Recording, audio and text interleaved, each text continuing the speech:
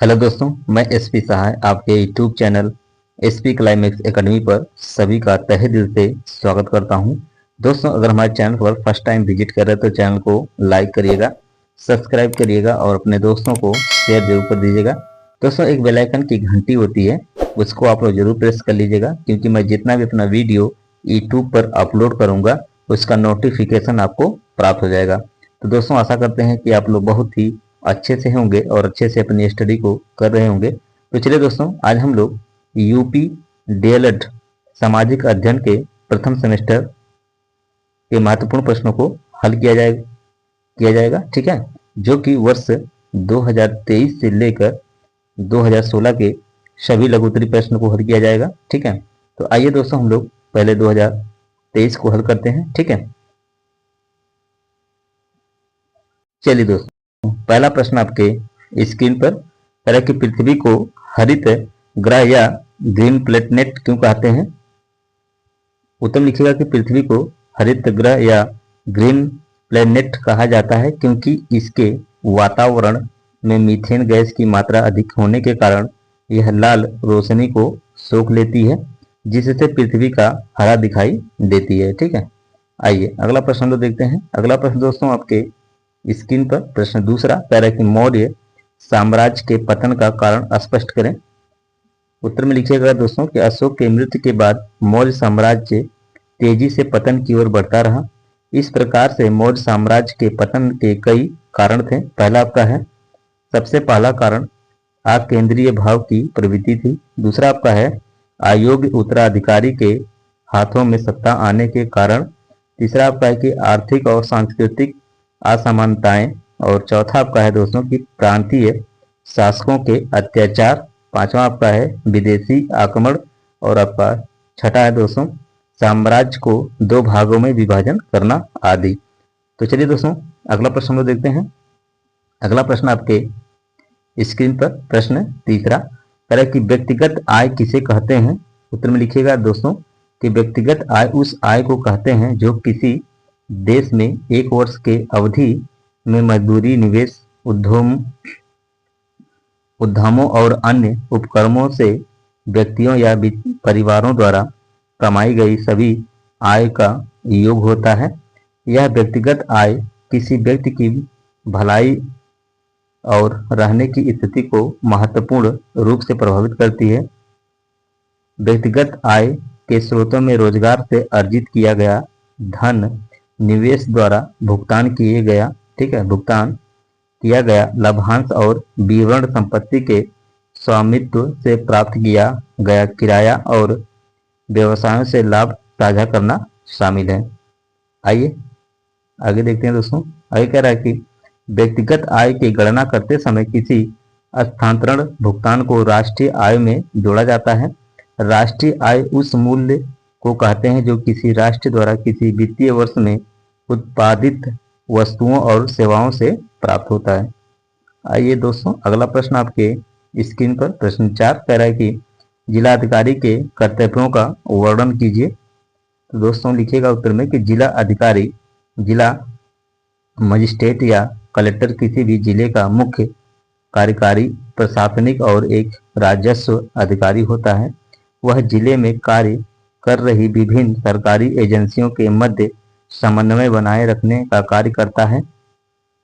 इसके अतिरिक्त एक जिलाधिकारी के अन्य कार्य भी हैं, जैसे पहला आपका कि जिले के सभी विभागों का समय समय पर निरीक्षण करना तथा उन पर नियंत्रण रखना। दूसरा आपका है कि जिले के ब्लॉक यानी कि अप और जेलों के प्रशासन पर अधिकार रखना। आइए आगे देखते हैं हम लोग। तीसरा है कि अपने जिले के अन्य सरकारी एजेंसियों पर अधिकतर पर्यवेक्षण का प्रयोग करना। और चौथा आपका है कि भूमि मूल्यांकन, भूमि अधिग्रहण, कृषि ऋण का वितरण की जिम्मेदारी रखना। पांचवा आपका सभी प्रकार की आपदाओं के समय आपदा प्रबंधन करना। और आपका छठा है उत्पाद शुल्क, सिंचाई, आयकर बकाया को संग्रह करना। और लास्ट है आपका सातवां है सरकार द्वारा बनाए गए नियमों और विनियमों का समय समय पर प्रबंधन करना आदि। आइए दोस्तों, अगला प्रश्न देखते हैं। अगला प्रश्न आपके स्क्रीन पर प्रश्न 5 कह रहा है कि बौद्ध धर्म के प्रमुख सिद्धांत बताइए। उत्तर में लिखिएगा दोस्तों कि 5वीं शताब्दी में गौतम बुद्ध द्वारा स्थापित किया गया यह एक गैर अस्तित्व धर्म है।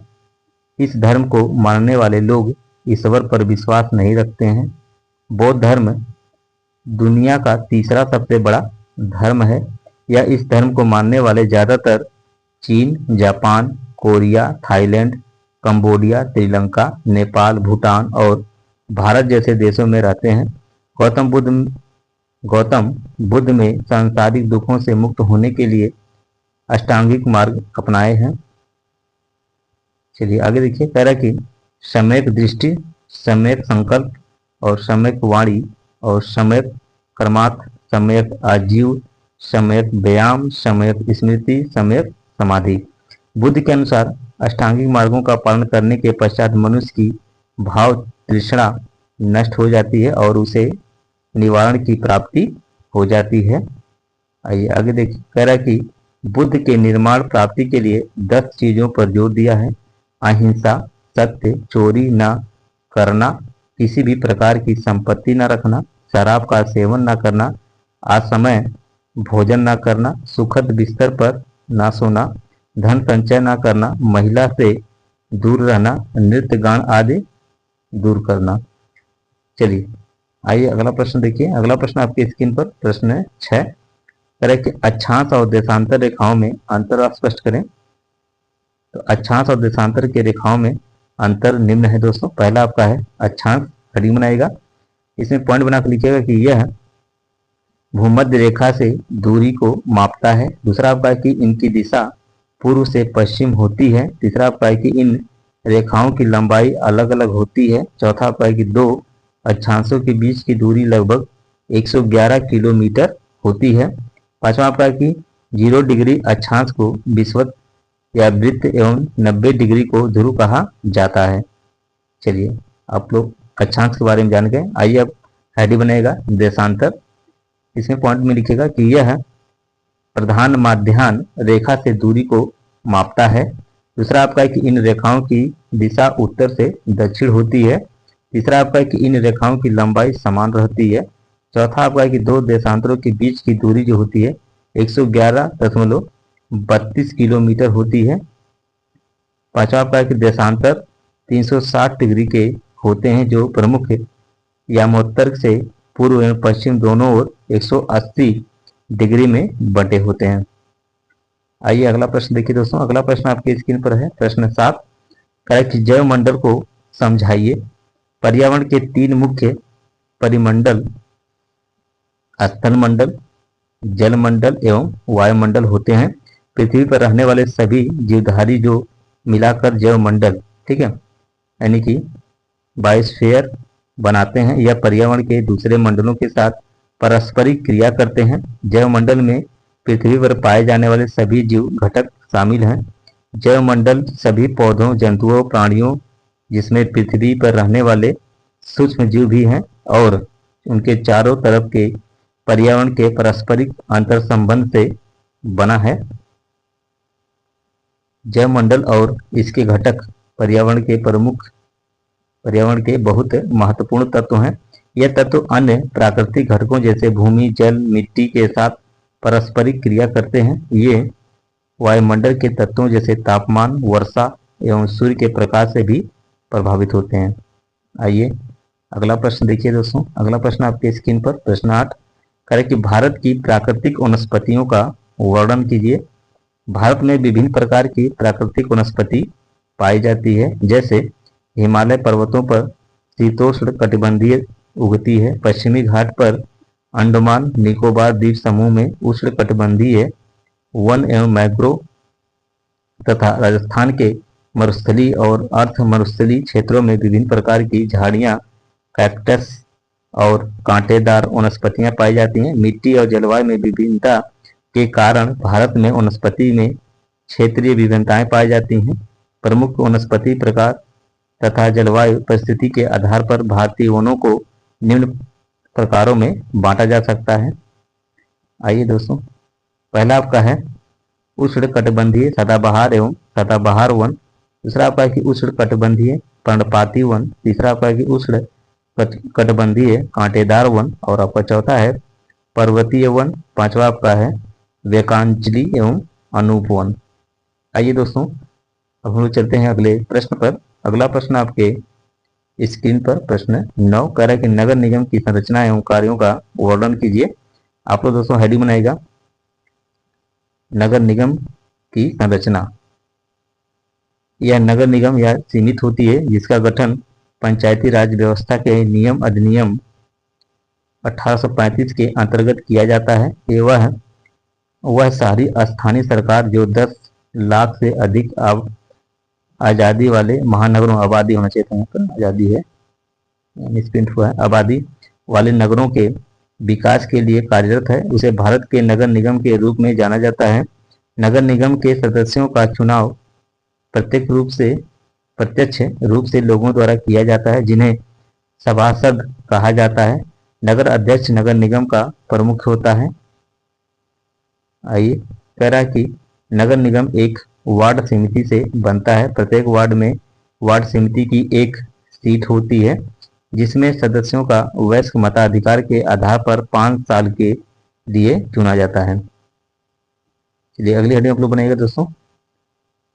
नगर निगम के कार्य निम्न है। पहला आपका है कि पीने के पानी की व्यवस्था करना, दूसरा आपका है कि सड़क बनवाना और उसकी मरम्मत करवाना, तीसरा आपका है कि आर्थिक और सामाजिक विकास के लिए योजना बनाना, चौथा आपका है कि सार्वजनिक स्वास्थ्य या स्वच्छता संरक्षण और ठोस अपशिष्ट का प्रबंधन करना, पांचवा है घरेलू औद्योगिक और वाणिज्यिक प्रयोजनों के लिए जल आपूर्ति करना। चलिए आगे है अगला प्रश्न दोस्तों आपकी स्क्रीन पर है प्रश्न 10। दोस्तों अगर चैनल पर फर्स्ट टाइम विजिट कर रहे हैं तो चैनल को लाइक करिए, सब्सक्राइब करिए और अपने दोस्तों को शेयर कर दीजिएगा।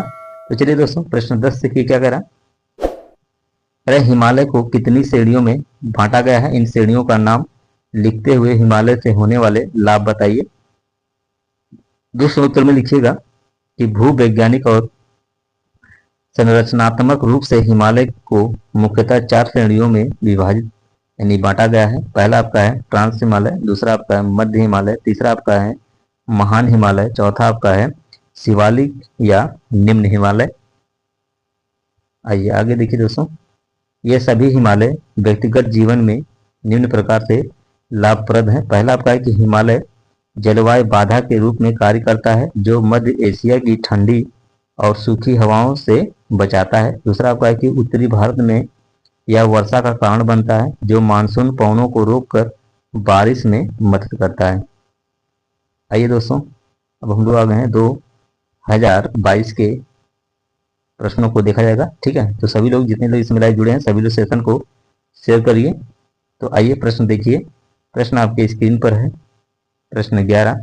तरह की मेगास्थनीज द्वारा भारत यात्रा के दौरान किए गए वर्णन को बिंदुवार लिखिए। आपको लिखना है, उत्तर में लिखिएगा कि मेगास्थनीज जो है भारत यात्रा के दौरान किए गए वर्णन निम्न है। पहला आपका है मेगास्थनीज द्वारा लिखित ग्रंथ इंडिका में उसने भारतीय जनजीवन और परंपराओं रीति रिवाजों का वर्णन किया है। दूसरा आपका है कि मेगास्थनीज ने भारत की आकृति को अनियमित या समचतुर्भुज के समान बताया है, जिसका पूर्व से पश्चिम की ओर प्रस्थान 28,000 स्टेडिया और उत्तर से दक्षिण की ओर विस्तार इसका है 32,000 स्टेडिया है था।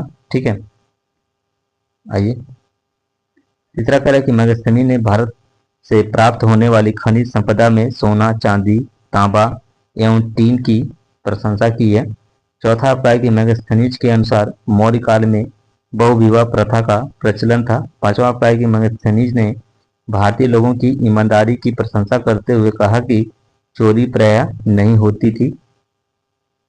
आइए अगला प्रश्न देखिए, आपके स्क्रीन पर है प्रश्न 12 यानी 12 कि बौद्ध धर्म के प्रमुख सिद्धांत तथा गौतम बुद्ध की प्रमुख शिक्षाएं बताइए। आप लोग एक हेडिंग बनाइएगा दोस्तों, बुद्ध धर्म के सिद्धांत। कि बौद्ध धर्म में बुद्ध ने सामाजिक, आर्थिक, बौद्धिक, राजनीतिक स्वतंत्रता एवं समानता की शिक्षा दी है। सदाचार महात्मा बुद्ध के उपदेशों तथा शिक्षा का मुख्य आधार था। बौद्ध धर्म की शिक्षाएं एवं प्रमुख सिद्धांत निम्न है। बौद्ध धर्म के 4 आर्य सत्य हैं दोस्तों, आइए उनको देखते हैं चारों को। कह रहा कि समस्त शिक्षाओं को सन्निवेश उनके 4 आर्य सत्यों में था, जो इस प्रकार हैं। पहला आपका है कि आर्य सत्य दुख है, जन्म दुख है, व्याधि दुख है, मृत्यु दुख है, इच्छित वस्तु का न मिलना भी क्या है, दुख है। दूसरा आपका है कि दुख समुदाय का दूसरा आर्य सत्य तृष्णा है। तीसरा आपका है कि तीसरा आर्य सत्य दुख निरोध है। चौथा आपका है कि चौथा आर्य सत्य निरोधागामिनी प्रतिपदा है। इस आर्य सत्य को अष्टांगिक मार्ग भी कहते हैं।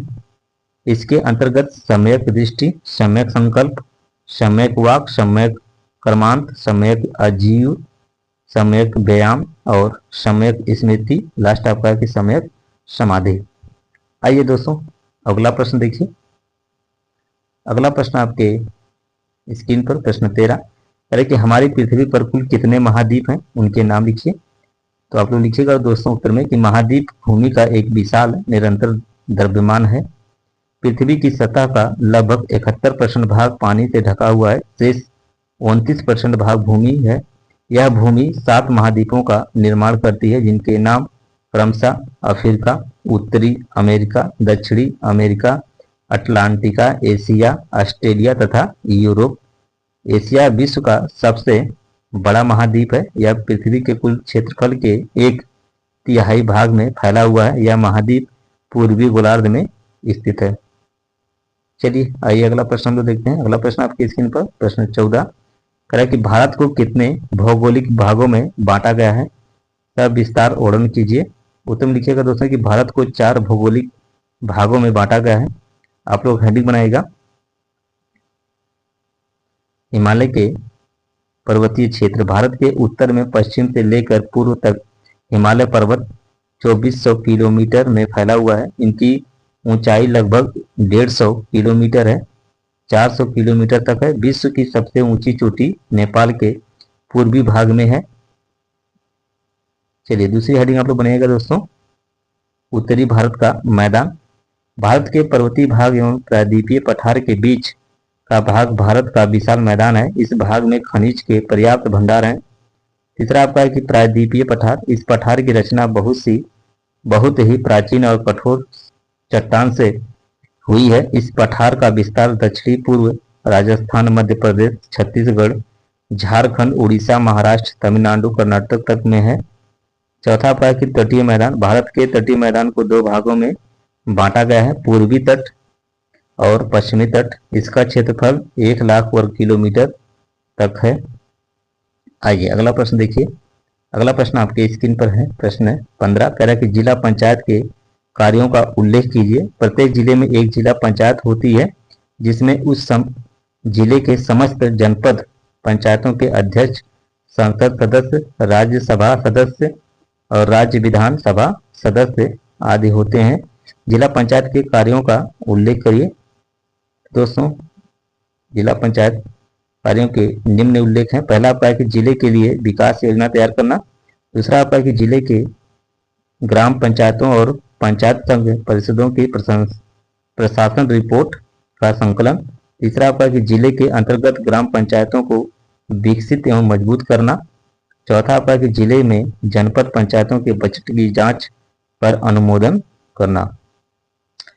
आइए अगला प्रश्न हम लोग देखते हैं। अगला प्रश्न आपके स्क्रीन पर प्रश्न 16 कह कि नगर निगम के कार्यों का वर्णन कीजिए। नगर निगम भारत में एक प्रकार की स्थानीय सरकार है, जो 10 लाख से अधिक आबादी वाले शहरी क्षेत्रों का प्रशासन करती है। नगर निगम अपना कार्य सुव्यवस्थित विभागों के माध्यम से करता है। नगर निगम के कार्यों का वर्णन निम्न है दोस्तों, आइए देखा जाए। पहला है आपका नई सड़क बनाना। दूसरा आपका है गलियों एवं नालियों बनाना। तीसरा आपका है कि गरीबों के लिए घर बनाना। चौथा आपका है कि बिजली का प्रबंधन करना। पांचवा आपका है कि प्रदर्शन लगाना। छठा आपका है पार्क, बगीचा एवं अजायब बाग घर बनाना, और 7वां आपका है पुस्तकालयों, वाचनालय आदि का प्रबंधन करना आदि। अगला प्रश्न दोस्तों आपके स्क्रीन पर प्रश्न 17 कह रहा है दिन और रात होने के कारण बताइए। उत्तर में लिखिएगा दोस्तों कि दिन और रात की घटना पृथ्वी के घूमने के कारण होती है। दिन उस दौरान होता है जब सूर्य पृथ्वी के चारों ओर घूमता है, और रात तब होती है जब चंद्रमा सूर्य को ढक देता है। यही प्रक्रिया एक चैन के रूप में घटती है और परिणाम स्वरूप दिन और रात होती है। अगला प्रश्न आपके स्क्रीन पर प्रश्न 18 कह रहा है कि विश्व को सिंधु सभ्यता की क्या देन है। सिंधु सभ्यता सिंधु नदी घाटी में फैली हुई थी, इसलिए इसका नाम सिंधु घाटी सभ्यता रखा गया। प्रथम बार नगरों के उदय के कारण इसे प्रथम नगरीकरण भी कहा जाता है। प्रथम बार कांस्य के प्रयोग के कारण इसे कांस्य सभ्यता भी कहा जाता है। सिंधु घाटी सभ्यता के दौरान कृषि, उद्योग, शिल्प और व्यापार जैसे आर्थिक गतिविधि के सभी क्षेत्र काफी प्रगति पे हुई थी। आइए अगला प्रश्न देखिए। अगला प्रश्न आपके स्क्रीन पर प्रश्न 19 धूमकेतु क्या है, संक्षेप में बताइए। तो धूमकेतु यह एक सौरमंडलीय निकाय है जो पत्थर, धूल, बर्फ और गैस के बने हुए छोटे छोटे खंड होते हैं। यह ग्रहों के समान सूर्य की परिक्रमा करते हैं। जब वे अपनी कक्षा में सूर्य के पास आते हैं तो उनकी पूंछ दिखाई देती है। पूंछ का निर्माण धूमकेतु में सूर्य की गर्मी के चलते बर्फ पिघलने से होता है। धूमकेतु को पुच्छर तारा भी कहा जाता है। इसे निकलने वाली गैसें अरबों किलोमीटर की लंबाई में पूंछ का आकार बना लेती है। आइए अगला प्रश्न देखिए। अगला प्रश्न दोस्तों आपके स्क्रीन पर है प्रश्न 20। दोस्तों अगर चैनल पर फर्स्ट टाइम विजिट कर रहे हैं तो चैनल को लाइक करिएगा, सब्सक्राइब करिएगा और अपने दोस्तों को शेयर जरूर कर दीजिएगा। तो आइए दोस्तों प्रश्न 20 देखिए क्या कह रहा है कि पूरा पाषाणकालीन चित्रकला पर प्रकाश डालिए। तो पूरा पाषाणकालीन चित्रकला मानव इतिहास में सबसे पहले ज्ञात चित्रकला निर्माण के लिए एक व्यापक शब्द है। यह आंदोलन शायद आज कई प्रागैतिहासिक गुफाओं के दीवारों पर पाए जाने वाले चित्रों के लिए सबसे प्रसिद्ध है, जो जानवरों, मानव आकृतियों और रूपों के चित्रण से समृद्ध है, जो मनुष्य और जानवर का संयोजन है।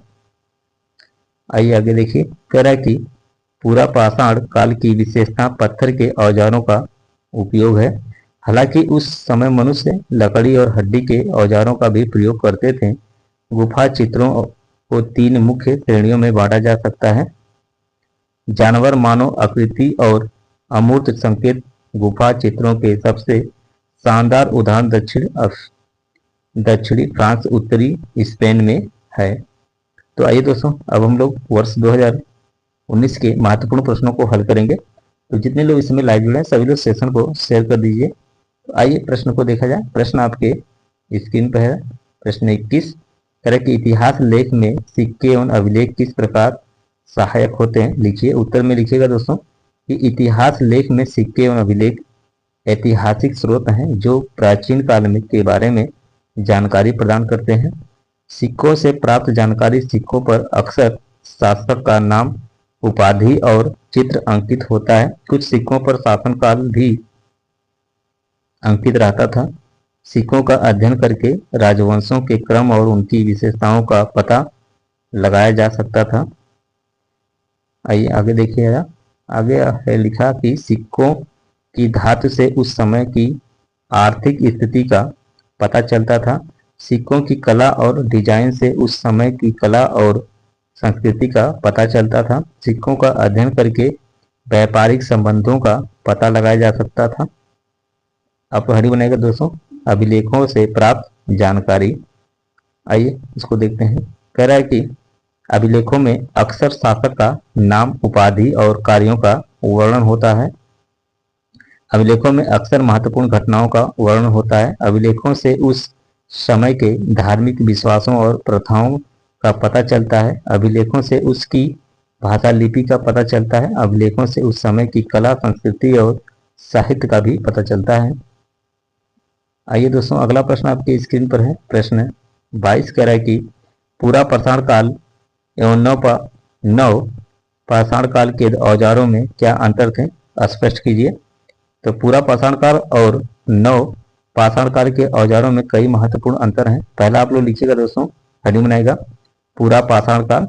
इसके अंतर्गत आप लोग लिखिएगा कि पॉइंट में इस काल के औजार मुख्य रूप से पत्थर, हड्डी और लकड़ी से बने होते थे और पत्थर के औजारों में चाकू, खुरचनी, कुल्हाड़ी और भाले शामिल थे। दूसरा आपका कि पूरा पाषाण काल के औजार मुख्य रूप से शिकार, भोजन इकट्ठा करने और आश्रय बनाने के लिए उपयोग किए जाते थे। तीसरा आपका है कि पूरा पाषाण काल में औजारों को बनाने की तकनीकी सरल थी। पत्थरों को तोड़कर और खिसक कर उन्हें औजार का रूप दिया जाता था। यह था दोस्तों पूरा पाषाण काल। आइए अगली हेडिंग बनाइएगा आप लोग, नव पाषाण काल। इसमें पॉइंट में लिखा है कि इस काल में पत्थर के औजारों और अधिक विकसित किया गया और जिन्हें चिकना करके धारदार बनाया गया। इसके अलावा इस काल में मिट्टी के बर्तनों का निर्माण शुरू हुआ था। दूसरा आपकी पॉइंट है, नव पाषाण काल में औजारों की कार्य क्षमता बढ़ी और उनका कार्यों के लिए प्रयोग किया जाने लगा। तीसरा आपका है कि नव पाषाण काल में औजारों को बनाने की तकनीकी में सुधार हुआ। पत्थरों को घिस कर और चिकना करके उन्हें अधिक धारदार बनाया गया। ठीक है, आइए अगला प्रश्न आपके स्क्रीन पर, प्रश्न 23 कह कि गिजा का पिरामिड संसार के आश्चर्यजनक स्मारकों में क्यों गिना जाता है। गिजा का पिरामिड दुनिया के सबसे आश्चर्यजनक स्मारकों में से एक है। इसके निम्नलिखित कारण है दोस्तों। पहला आप हेडिंग बनाएगा विशालता। गिजा का पिरामिड दुनिया का सबसे बड़ा पिरामिड है। इसके निर्माण में 2.3 मिलियन पत्थरों का उपयोग किया गया था।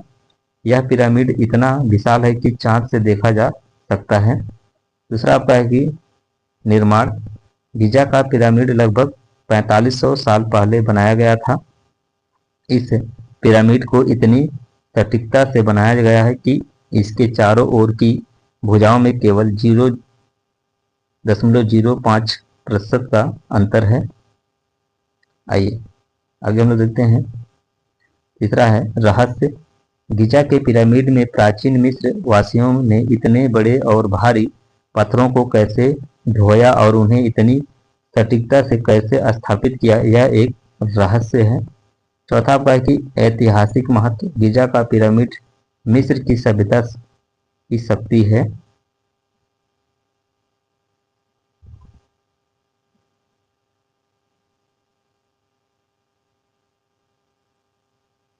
दोस्तों अगला प्रश्न आपके स्क्रीन पर, प्रश्न 24 कह कि सिकंदर के आक्रमण का भारत पर क्या प्रभाव पड़ा। सिकंदर के आक्रमण का भारत पर प्रभाव, पहला लिखिएगा आप लोग, हेडिंग बनेगा राजनीतिक प्रभाव। सिकंदर के आक्रमण से भारत में कई छोटे छोटे राज्यों का उदय हुआ। मौर्य साम्राज्य के उदय का मार्ग प्रशस्त हुआ। यूनानी संस्कृति का प्रभाव भारतीय संस्कृति पर पड़ा। आर्थिक प्रभाव, भारतीय आर्थिक में कई बदलाव आए। व्यापार और वाणिज्य में वृद्धि हुई थी। भारत में यूनानी मुद्राओं का प्रचलन शुरू हुआ।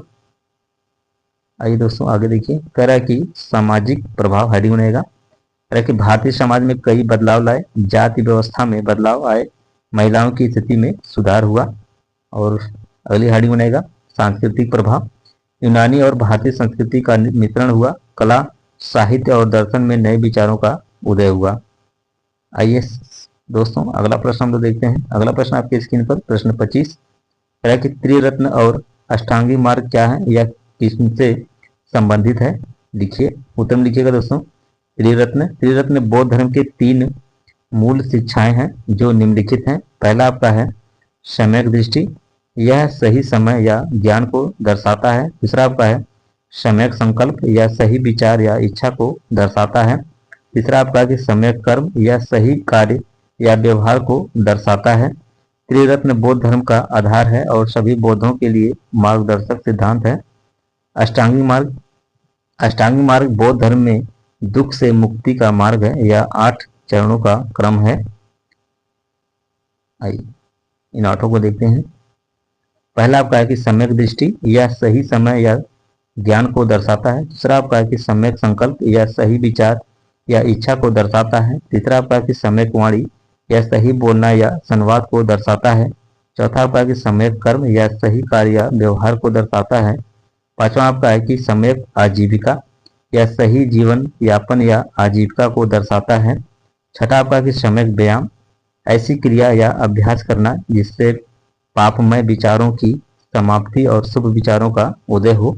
सातवां आपका कि सम्यक प्रयास या सही स्मृति या ध्यान को दर्शाता है। लास्ट दोस्तों आपका आठवां तरह की सम्यक समाधि या सही समाधि या एकाग्रता को दर्शाता है। त्रिरत्न और अष्टांगी मार्ग बौद्ध धर्म में एक दूसरे से जुड़े हुए हैं।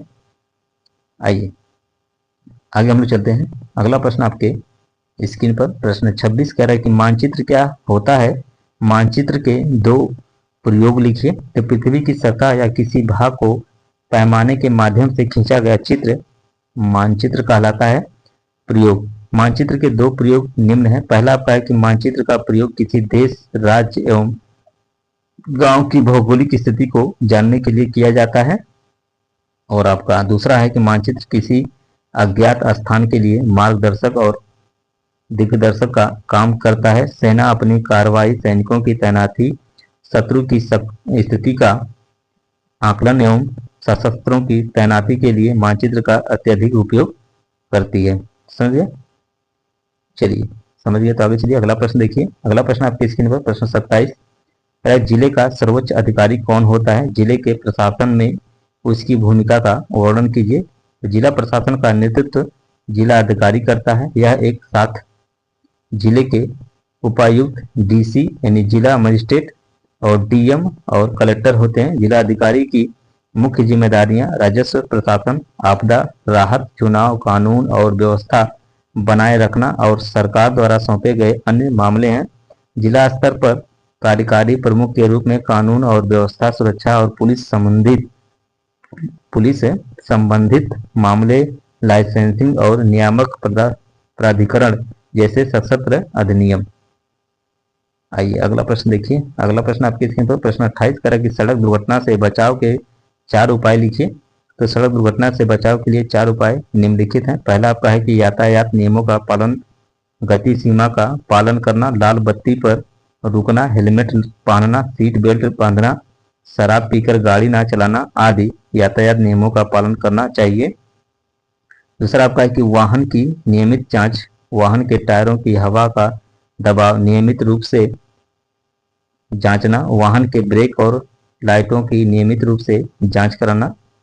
आइए आगे देखते हैं। आगे आपका है तीसरा तरह की सावधानी बरतना, सड़क पर ध्यान केंद्रित करना, अन्य वाहनों और पैदल चलने वालों से सावधान रहना, ओवरटेक करने वाले वाहनों और पैदल चलने वाले से सावधान रहना, ओवरटेक करते समय सावधानी बरतना आदि है। चौथा आपका कि सड़क सुरक्षा उपकरणों का उपयोग, हेलमेट, सीट बेल्ट और अन्य सुरक्षा उपकरणों का प्रयोग करना, बच्चों के लिए विशेष सुरक्षा उपकरणों का उपयोग करना आदि। आइए अगला प्रश्न देखिए। अगला प्रश्न आपके स्क्रीन पर प्रश्न 29 है कि अर्थशास्त्र से क्या समझते हैं। अर्थशास्त्र के महत्व का उल्लेख कीजिए। तो आप लोग हेडिंग बनाएगा अर्थशास्त्र सामाजिक विज्ञान की वह शाखा है जो वस्तुओं और सेवाओं के उत्पादन, वितरण, नियम और विनिमय और उपयोग का अध्ययन करती है। यह मानव व्यवहार का अध्ययन है जो सीमित संसाधनों का उपयोग करके अपनी असीमित इच्छाओं को पूरा करने का प्रयास करता है। अगली हेडिंग बनाएगा अर्थशास्त्र का महत्व। अर्थशास्त्र बेहतर आर्थिक निर्णय लेने में मदद करता है, जैसे कि क्या खरीदना है, क्या बेचना है, कितना बचाना है और कितना खर्च करना है। आइए दूसरा आपका है दोस्तों कि व्यवसायों को उत्पादन, मूल्य निर्धारण, विपणन और अन्य महत्वपूर्ण निर्णय लेने में मदद करता है। तीसरा आपका है कि अर्थशास्त्र सरकारों को बेहतर आर्थिक नीतियां बनाने में मदद करता है, जैसे कर नीति, मौद्रिक नीति और व्यापार नीति। चौथा आपका है कि अर्थशास्त्र में हमें जीवन स्तर में सुधार करने के लिए उपयोगी ज्ञान का प्रदान करता है। चलिए अगला प्रश्न आपके स्क्रीन पर प्रश्न 30।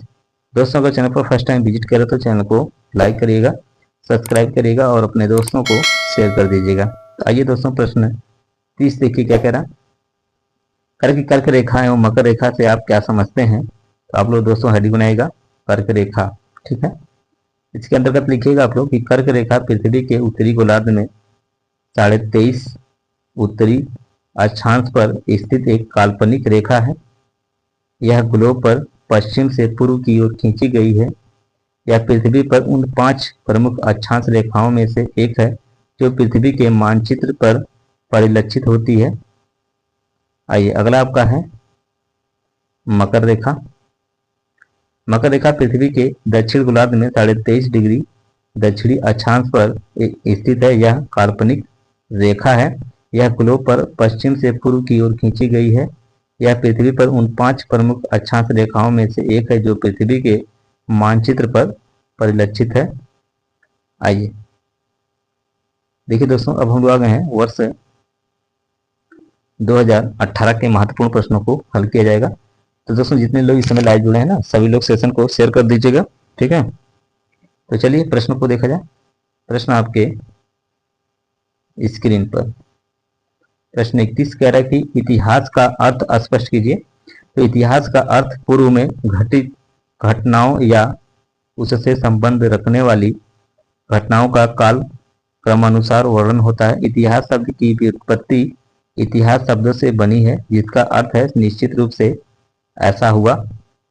आइए अगला प्रश्न हम लोग देखते हैं। अगला प्रश्न आपके स्क्रीन पर प्रश्न 32 कह रहा है कि आदि मानव से आधुनिक मानव तक की विकास प्रक्रिया में क्या क्या शारीरिक परिवर्तन हुए, लिखिए। तो उत्तर में लिखिएगा कि मानव कब और किस रूप में सर्वप्रथम अस्तित्व में आया। यह कहना थोड़ा मुश्किल है, मगर ऐसा समझा जाता है कि लगभग 56 लाख वर्ष पूर्व पृथ्वी पर ऐसे प्राणियों का उदय हुआ जिन्हें हम मानव कह सकते हैं।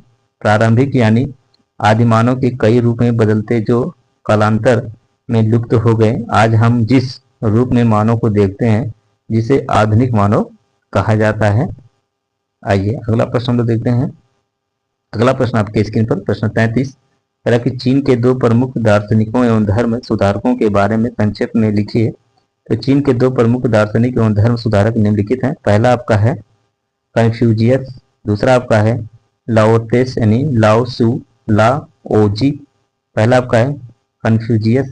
चीन के महान दार्शनिक एवं धर्म सुधारक कन्फ्यूशियस का जन्म 551 ईसा पूर्व को चीन के पूर्वी प्रांत शानहोंग के क्यूफू शहर में हुआ था।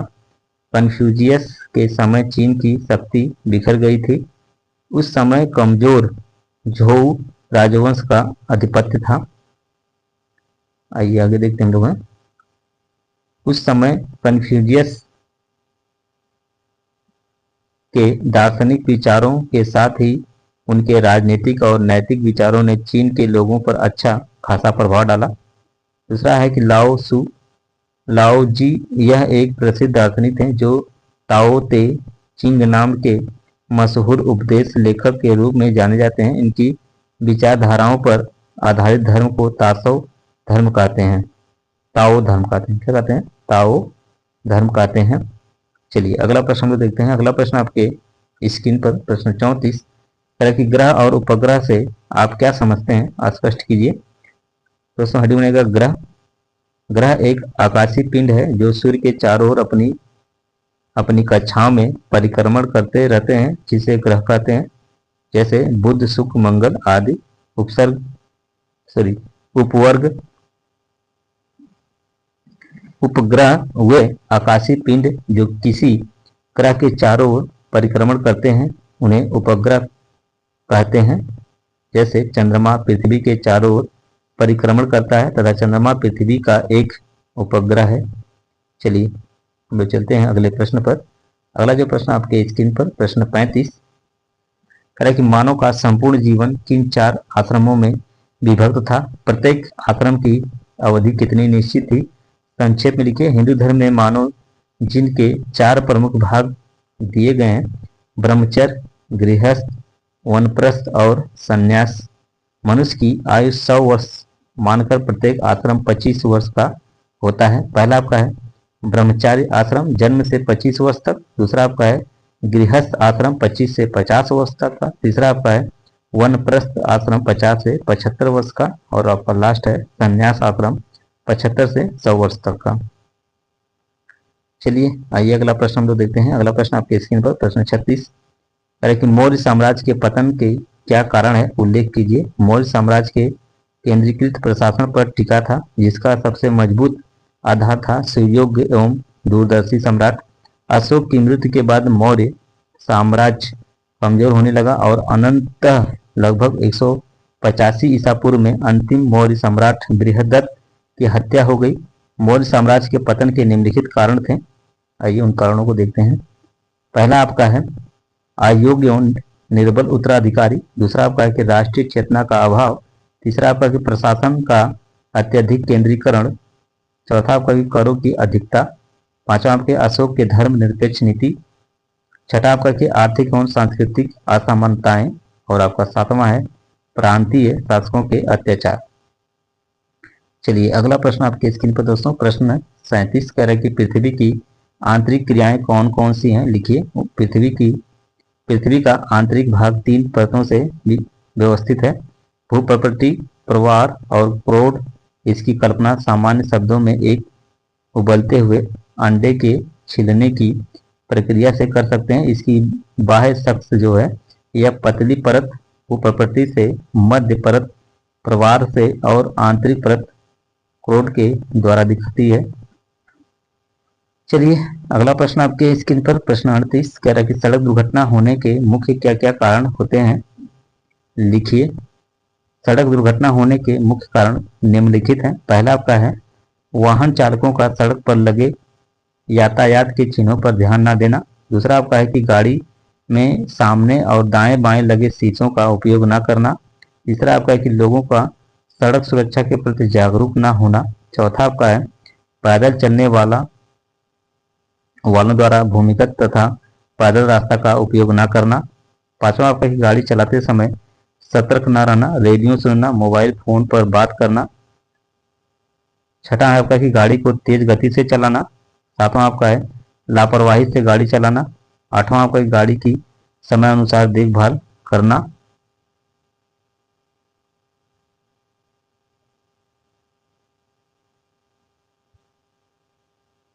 और आपका नौवां है दोस्तों वाहनों की ओवरलोडिंग। ये है आपके प्रश्न के उत्तर। चलिए आइए अगला प्रश्न तो देखते हैं। अगला प्रश्न आपके स्क्रीन पर प्रश्न 39 कह रहा है कि ग्रामीण एवं नगरीय जीवन शैली की अवधारणा लिखिए।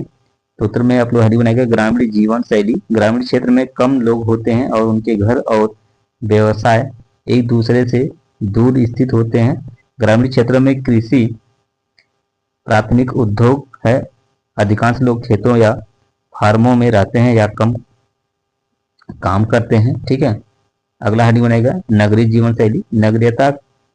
नगरीयता एक जीवन शैली है जिसमें गतिशीलता, कृत्रिमता, उदारता, सहिष्णुता और नवीनोन्मुखता के विशेष गुण पाए जाते हैं दोस्तों। चलिए हम लोग चलते हैं अगले प्रश्न पर। अगला प्रश्न आपके स्क्रीन पर प्रश्न 40। दोस्तों अगर चैनल पर फर्स्ट टाइम विजिट करें तो चैनल को लाइक करिए, सब्सक्राइब करिएगा और अपने दोस्तों को शेयर कर दीजिएगा। तो आइए दोस्तों प्रश्न 40 को देखा जाए। कहा कि भारत की जलवायु के बारे में लिखिए। यह मुख्य रूप से कितनी ऋतुएं होती हैं। भारत की जलवायु उष्णकटिबंधीय मानसूनी जलवायु है, परंतु किसी जलवायु में काफी क्षेत्रीय विविधता में पाई जाती है। भारतीय मौसम विज्ञान विभाग ने भारत की जलवायु को निम्नलिखित 4 ऋतुओं में बांटा है। पहला आपका है शीत ऋतु, ग्रीष्म ऋतु, वर्षा ऋतु और शरद ऋतु। भारत का मौसम ऋतु 2 प्रकार की हवाओं से प्रभावित होता है, अरब सागर से आने वाली हवाओं तथा बंगाल की खाड़ी से आने वाली हवाओं से। चलिए दोस्तों अब हम लोग वर्ष 2017 के महत्वपूर्ण प्रश्नों को हल करेंगे। तो चलिए सभी लोग सेशन को शेयर करो और प्रश्न को देखिए। प्रश्न आपके स्क्रीन पर है। प्रश्न 41 कह रहा है कि आकाशगंगा किसे कहते हैं। आकाशगंगा या क्षीरमार्ग उस आकाशगंगा या गैलेक्सी का नाम है जिसमें हमारा सौर मंडल स्थित है। आकाशगंगा आकृति में एक सर्पिली या स्पाइरल गैलेक्सी है। हमारा सौर मंडल इसकी शिकारी हंस भुजा पर स्थित है। क्षीर मार्ग में 100 अरब से 400 अरब के बीच तारे हैं और यह अनुमान लगाया जाता है कि लगभग 40 अरब ग्रह के होने की संभावना है, जिनमें से 50 करोड़ अपने तारों से जीवन योग्य तापमान की दूरी पर हैं। आइए अगला प्रश्न आपके स्क्रीन पर, प्रश्न 42 कि प्राचीन इतिहास का ज्ञान किन स्रोतों से होता है। तो प्राचीन भारतीय इतिहास के अध्ययन के लिए दो प्रकार के स्रोत उपलब्ध हैं। पहला आपका है पुरातात्विक, दूसरा आपका है साहित्यिक। तो आइए इनको बढ़िया से देखते हैं। हैडी बनेगा आप लोग। पुरातात्विक, पुरातात्विक स्रोत कोई लिखित रिकॉर्ड प्रदान नहीं करते हैं, ये खुदाई में पाए गए सबूत हैं, जबकि साहित्य स्रोत लिखित दस्तावेज होते हैं जो विभिन्न विषयों जैसे ऐतिहासिक, वैज्ञानिक या सांस्कृतिक होने का वर्णन या व्याख्या करते हैं।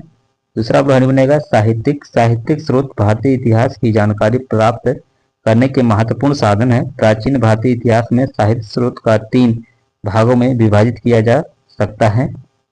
चलिए अगला प्रश्न हम लोग देखते हैं। प्रश्न आपके स्क्रीन पर है। प्रश्न 43 कह रहा है कि नगर निगम के कार्यों का वर्णन कीजिए। नगर निगम के निम्न कार्य हैं दोस्तों। पहला आपका है अस्पतालों, पेय जलापूर्ति, जल निकासी, बाजार के लिए स्थान आदि की पूर्ति करना निगमन के कार्यों में आता है। दूसरा आपका कि नगर में सफाई से लेकर सड़कों पर रोशनी की व्यवस्था करना और जन्म मृत्यु निबंधन आदि कार्यों में आता है। तीसरा आपका है कि नई सड़कें बनाना, गलियों और नालियों बनाना, गरीबों के लिए घर बनाना, बिजली का प्रबंधन करना, पार्क बगीचा एवं अजायब घर बनाना। चौथा आपका कि पुस्तकालय एवं वाचनालय आदि का प्रबंधन करना। आइए हम लोग चलते हैं अगले प्रश्न पर। अगला प्रश्न आपके स्क्रीन पर, प्रश्न 44 कह रहा है कि हड़प्पा संस्कृति के आर्थिक एवं धार्मिक जीवन का वर्णन कीजिए। तो सिंधु सभ्यता का समाज अत्यंत सुदृढ़ था, व्यवस्था के आधार पर कई वर्ग में बांटा हुआ था, जैसे व्यापारी, पुरोहित, शिल्पकार और श्रमिक आदि। मिट्टी, सोना, चांदी और तांबे आदि के निर्मित बर्तनों का प्रयोग होता था। सिंधुवासी मनोरंजन के लिए शिकार करना, गाना बजाना, नाचना और जुआ खेलना आदि क्रियाकलाप करते थे। अगला प्रश्न दोस्तों आपके स्क्रीन पर, प्रश्न 45 कह रहा है कि जैवमंडल क्या है। जल, थल या वायुमंडल का वह भाग जिस पर जीवन पाया जाता है वह जैवमंडल कहलाता है, जिसके अंतर्गत पादपों एवं जंतुओं का जीवन संभव होता है। सामान्यतः जैवमंडल में पृथ्वी के हर उस अंग का समावेश है जहां जीवन पनपता है। मिट्टी, पानी और हवा मिलकर जीवन को बनाए रखते हैं। जीवन केवल इसी क्षेत्र में हो सकता है। कवक और बैक्टीरिया से लेकर बड़े जानवरों तक कई अलग अलग प्रकार के जीवन हैं। अगला प्रश्न है आपके स्क्रीन पर, प्रश्न 46 कह रहा है कि यातायात के साधन किसे कहते हैं। यातायात के प्रमुख साधन हवाई परिवहन, रेल परिवहन, सड़क परिवहन और जल परिवहन, लेकिन अन्य तरीके भी उपलब्ध हैं जिनमें पाइपलाइन, केवल परिवहन, अंतरिक्ष परिवहन और ऑफ रोड परिवहन भी शामिल है। मानव संचालित परिवहन और पशु चलित परिवहन अपने तरीके का परिवहन है, लेकिन यह सामान्य रूप से अन्य श्रेणियों में आते हैं। आइए अगला प्रश्न दोस्तों आपके स्क्रीन पर, प्रश्न 47 कह रहा है कि भारत में संसदीय सरकार है, कथन को स्पष्ट कीजिए। भारत में शासन की संसदीय प्रणाली का चयन किया गया क्योंकि यह भारतीय संदर्भ में अधिक मुफीद और कारगर थी। इसका चयन करते समय हमारे संविधान निर्माताओं ने अस्थायित्व की जगह जवाबदेही को महत्व दिया है, परंतु वर्तमान समय में राजनीतिक दलों का उद्देश्य केवल सत्ता प्रदान करना रह गया है। विधायी सदनों का कामकाज काफी लंबे समय से घटा है। आइए अगला प्रश्न तो देखते हैं। अगला प्रश्न आपके स्क्रीन पर, प्रश्न 48 कह रहा है कि हिमालय पर्वत से क्या लाभ है। तो हिमालय एक महान जलवायु बाधा है। वे हमारे देश को मध्य एशिया की ठंडी और सूखी हवाओं से बचाते हैं। यह हिंद महासागर की बारिश से भरी मानसून की हवाओं को उत्तरी देशों तक पहुंचाने से रोकता है और उत्तरी भारत में भारी बारिश का कारण बनता है। यदि कोई भी हिमालय नहीं होता तो हमारा देश थार रेगिस्तान की तरह बंजर होता।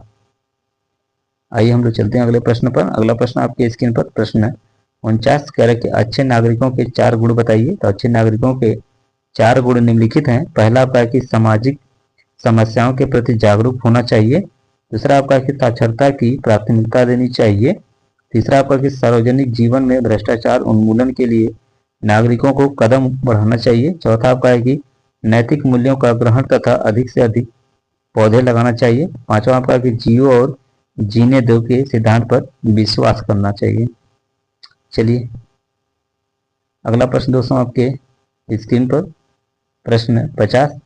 दोस्तों अगर चैनल पर फर्स्ट टाइम विजिट करें तो चैनल को लाइक करिएगा, सब्सक्राइब करिएगा और अपने दोस्तों को शेयर जरूर कर दीजिएगा। तो आइए दोस्तों प्रश्न 50 को देखा जाए। कह रहा है कि भारत का मानचित्र बनाकर निम्नलिखित स्थानों को दर्शाना आपका है। देखिए ये है, देखिए दोस्तों ये आपका भारत का मैप है। तो देखिए आपको इसको दर्शाना था। देखिए लिखा है कुशीनगर, ठीक है, कोणार्क और सारनाथ, ठीक है। इन तीनों को इस भारत के नक्शा में इसको दिखाना था, ठीक है। तो यही है, आप देख रहे होंगे कि कोणार्क मंदिर, ठीक है, कोणार्क मंदिर जो आपका है वो कहाँ पर है, कोई बताए? उड़ीसा। यह है सारनाथ, ठीक है, वाराणसी वाला यूपी में है। ये है आपका कुशीनगर, ठीक है, यूपी में। समझ गए? चलिए आइए हम लोग चलते हैं अगले प्रश्न पर। दोस्तों अगले प्रश्न पर जाने से पहले हम लोग आ गए हैं वर्ष 2016 के महत्वपूर्ण प्रश्नों पर। तो सभी लोग जितने लोग सेशन को देख रहे हैं इस समय, ठीक है, तो इस सेशन को आप लोग शेयर करिए। तो चलिए आइए हम लोग प्रश्न को देखते हैं दोस्तों। प्रश्न आपके स्क्रीन पर प्रश्न 51 कह रहा है कि इतिहास जानने के साधनों का वर्णन कीजिए। उत्तर में आप लोग हेडिंग बनेगा इतिहास जानने के साधनों का वर्णन। इतिहास जानने के लिए कुछ निश्चित साधनों की मदद लेते हैं। ये साधन उस काल के औजार, जीवाश्म, पाल, भोजपत्र, आभूषण, इमारतें, सिक्के, अभिलेख, चित्र, यात्रियों द्वारा लिखे यात्रा विवरण तथा तत्कालीन साहित्य आदि हैं। इन साधनों को इतिहास जानने के लिए स्रोत कहते हैं। चलिए अगला प्रश्न दोस्तों आपके स्क्रीन पर है। प्रश्न 52 कह रहा है कि पूरा पाषाण काल, मध्य पाषाण काल एवं नव पाषाण काल कालीन पत्थर के औजारों की क्या विशेषताएं थी? तो विभिन्न कालों के पत्थर के औजारों का विशेषताएं हैं दोस्तों। आप लोग हेडिंग बनाएगा पूरा पाषाण काल। पूरा पाषाण काल में प्राग ऐतिहासिक युग का वह समय जब मानव ने पत्थर के औजार बनाना सबसे पहले आरंभ किया। इस काल में मानव को औजारों का निर्माण कर उनका प्रयोग यानी शिकार के लिए किया। अगला आप लोग हेडिंग बनेगा मध्य पाषाण काल। मध्य पाषाण काल में मानव ने अपने शिकार करने के औजार अधिक उन्नत तथा परिष्कृत बना दिए। इस समय पत्थर के कुल्हाड़ी, हड्डी, धातु, लकड़ी के भी औजारों का निर्माण शुरू हो गया था। नव पाषाण काल, इस काल के मानव ने नई तकनीकी से औजारों का विकास किया जिन्हें खिसक कर तथा पालिश करके चमकदार बना दिया गया। औजार बनाने के लिए सर्वप्रथम पत्थर के फलक उतारे जाते थे।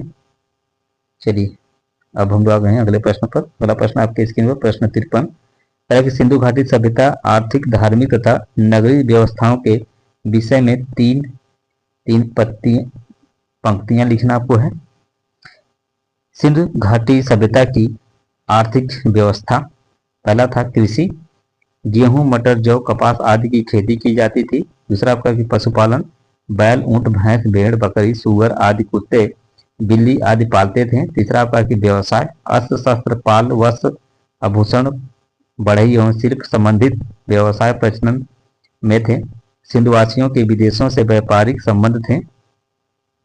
आइए आगे देखिए, कह रहा है सिंधु घाटी सभ्यता की धार्मिक व्यवस्था, हेडिंग बनाएगा। इसके अंतर्गत लिखेगा कि मातृ देवी की उपासना। दूसरा आपका है कि शिव की उपासना। तीसरा आपका वृक्ष तथा पशुओं की उपासना। चौथा आपका कि वृक्ष तथा पशुओं की उपासना। और पांचवा आपका कि लिंग एवं योनि की उपासना। चलिए आप लोग हेडिंग बनाएगा दोस्तों सिंधु घाटी सभ्यता की नगरीय व्यवस्था, ठीक है। इसमें लिखिएगा भवन निर्माण, सड़कों एवं गलियों को दोनों ओर भवनों का निर्माण एक पंक्ति में कच्ची तथा पक्की ईंटों के द्वारा किया जाता था। दूसरा आप लोग लिखिएगा हेडिंग बनेगा कि सार्वजनिक स्नानागार, उत्खनन के मोहनजोदड़ो से सर्वाधिक विशाल सार्वजनिक स्नानगार प्राप्त हुआ है दोस्तों। चलिए अब हम लोग चलते हैं अगले प्रश्न पर। अगला प्रश्न आपकी स्क्रीन पर है, प्रश्न 54 कह रहा है कि त्रिरत्न और अष्टांगिक मार्ग क्या है, यह किनसे संबंधित है, वर्णन कीजिए। तो त्रिरत्न जैन धर्म के त्रिरत्न जो है जैन धर्म के त्रिरत्न सम्यक ज्ञान, सम्यक दर्शन, सम्यक आचरण, अष्टांगिक मार्ग, दुख से मुक्ति के 8 उपायों को बुद्ध ने अष्टांगिक कहा है। यह सम्यक दृष्टि, सम्यक संकल्प, सम्यक वाणी, सम्यक कर्मठ, सम्यक आजीविका, सम्यक व्यायाम, सम्यक स्मृति और सम्यक समाधि है। आइए आगे हम लोग देखते हैं। क्या है कि सम्यक दृष्टि अर्थात 4 आर्य सत्यों का ज्ञान प्राप्त करना। दूसरा आपका है कि सम्यक संकल्प अर्थात हिंसा, द्वेष, राग, वासना एवं दुर्भावना का त्याग करना। तीसरा आपका है कि सम्यक वाणी अर्थात सच बोलना। चौथा आपका कि सम्यक वर्मात अर्थात विषय वासना से रहित कार्य करना। पांचवा आपका कि सम्यक आजीविका अर्थात प्रत्येक जीव को अपने परिश्रम तथा ईमानदारी से है। आइए आगे चलते हैं हम लोग हैं। देखिए कह रहा है कि सम्यक व्यायाम अर्थात शुद्ध विचार ग्रहण करना। अगला है कि सम्यक स्मृति अर्थात मन, वचन एवं कार्य के प्रत्येक क्रिया के प्रति सचेत करना।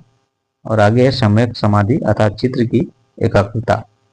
चलिए अगला प्रश्न देखिए, हम लोग आ गए हैं 55 पे। कह रहा है कि मानचित्र क्या है, मानचित्र का उपयोग बताइए। तो आप लोग हरी बनेगा मानचित्र किसी चौरस सतह पर निश्चित मान या पैमाने के अनुसार संपूर्ण पृथ्वी या उसके किसी भाग का परंपरागत चिन्हों के द्वारा निरूपण है। मानचित्र भूगोल का एक यंत्र है। यह मार्ग निर्देशक का कार्य करता है। दूसरा आपका है कि देश, प्रांत, तहसील, विकास खंड आदि की सीमाओं का निर्धारण भी मानचित्र द्वारा होता है। तीसरा है दोस्तों कि यात्रा संबंधित मानचित्र द्वारा यात्रियों तथा नाविकों को महासागर पार करने का सही ज्ञान होता है। चलिए आइए अगला प्रश्न देखिए।